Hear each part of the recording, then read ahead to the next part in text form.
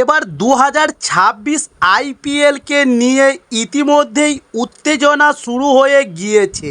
যে সমাজ মাধ্যমে একাধিক জল্পনামূলক গল্প শোনা যাচ্ছে যে 2026 আইপিএলে এবার অধিনায়ক বদল করতে চলেছে কলকাতা নাইট রাইডার্স। তবে কে হতে পারে এবার 26 আইপিএলে কলকাতা নাইট রাইডার্সের নতুন অধিনায়ক, সেটা জানার আগে আমাদের চ্যানেলে নতুন হলে চ্যানেলটি সাবস্ক্রাইব করে সঙ্গে থাকুন। চলুন শুরু করি।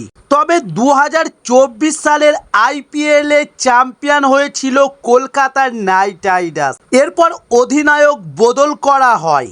2024 সালের আইপিএলে শ্রেয়স আয়ারের নেতৃত্বে কলকাতা নাইট রাইডার্স তাদের তৃতীয় আইপিএল খেতাব জয় করে এবং ফাইনালের মঞ্চে সানরাইজার্স হায়দ্রাবাদকে পরাস্ত করে কলকাতা নাইট রাইডার্স কীর্তিমান রচনা করে। তবে এবার সমাজ মাধ্যমে সূর্যকুমার যাদবকে নিয়ে একটি ধোঁয়াশাপূর্ণ খবর উঠে এসছিল, যেখানে প্রসঙ্গত কলকাতা নাইট রাইডার্সের দলের পুরনো খেলোয়াড় হলেন সূর্যকুমার যাদব এবং বর্তমান সময়ে তিনি টিম ইন্ডিয়ার অধিনায়কও হয়ে উঠেছেন। তবে 2018 সালে কলকাতা থেকে মুম্বাইতে ট্রেডিং করা হয়েছিল সূর্যকুমারকে। তারপর থেকেই তার বেড়ে ওঠা শুরু। আন্তর্জাতিক ক্রিকেটে 3 বছরের মধ্যেই টি-20 ফরম্যাটের কিংবদন্তি খেলোয়াড় হিসেবে পরিচিত পেয়েছেন সূর্যকুমার যাদব এবং হার্দিক পান্ডিয়ার মতো খেলোয়াড়কে উপেক্ষা করে সূর্যকুমারকে ভারতীয় জাতীয় দলের টি-20 ফরম্যাটের অধিনায়ক বানানো হয়েছে।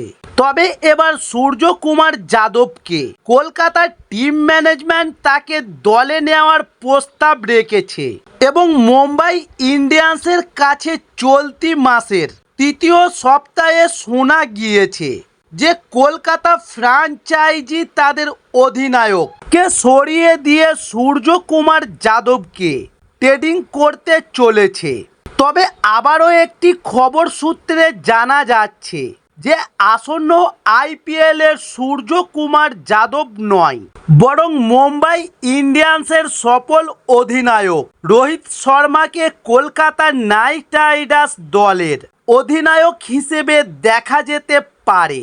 তবে 2024 আইপিএলে মুম্বাই তাদের শেষ ম্যাচ আওয়ালে ম্যাচ খেলতে কলকাতায় এসেছিল এবং সেখানেই অভিষেক নায়ারের সঙ্গে তার ভিডিও লিক হয়। সেখানে রোহিত তার বেদনার খবর বন্ধু অভিষেককে জানিয়েছিলেন। অন্যদিকে শাহরুখ খান রোহিতকে খুব পছন্দ করেন। হিটম্যানকে দলের অধিনায়ক বানাতে প্রস্তাব দিয়েছেন তিনি।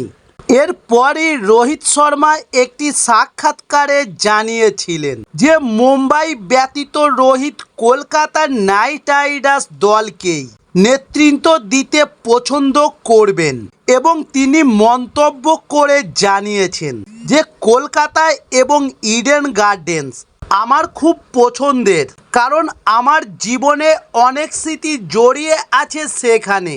তাই আমি মুম্বাই না হলে কলকাতার হয়ে অবশ্যই খেলতে চাইব।